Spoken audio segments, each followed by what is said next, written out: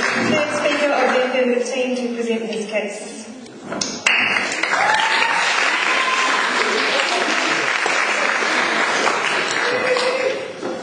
Greetings, and I must say I'm sorely disappointed after all the hype of the week to hear about our illustrious speakers of Rutherford High. We've been sitting there rather laughing at the points that they've been putting out today.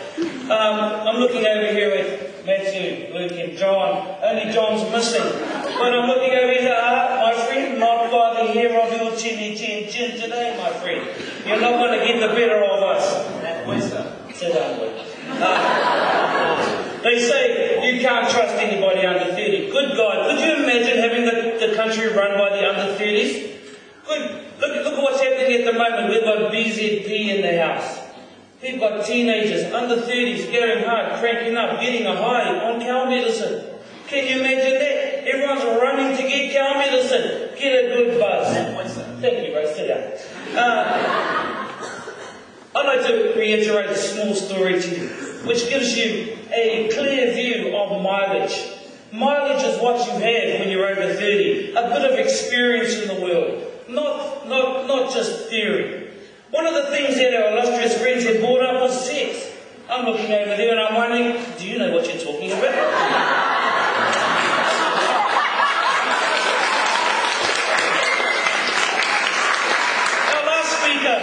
Said that society was running well, and then he said it was being run by older, middle-class, white people.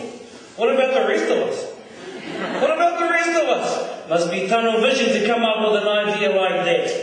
If we lived everything fine in the 30s, what would be happening? We'd had everybody stealing their grandfather's pants. Everybody wears a pants that doesn't fit.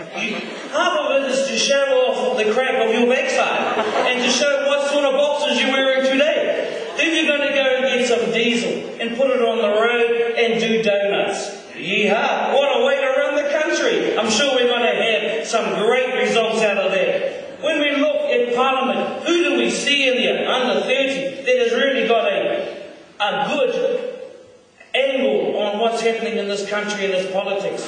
No one. Nobody. Thank you, mate. Sit down. Now to get back to my story, just to push my point. There was an old bull and a young bull. This is showing you what experience is all about. Two old on top of a hill. The young bull looked down and he saw a whole lot of young, beautiful looking cows in the paddock. And he said to his father, Dad, let's run down there and hook up with one of those cows.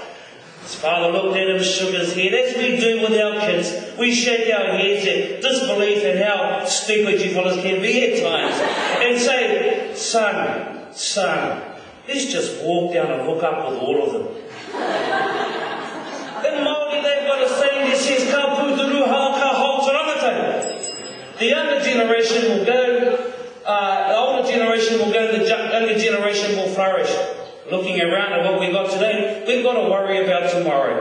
Therefore, I don't find this to be a particularly hard argument to beat. I am rather disappointed at the calibre that we've had in terms of our opponents today. On that note, I'd like to thank them very much for their small but insignificant points that they have made today, and thank my fellow teachers for the great job they have done. Kia ora.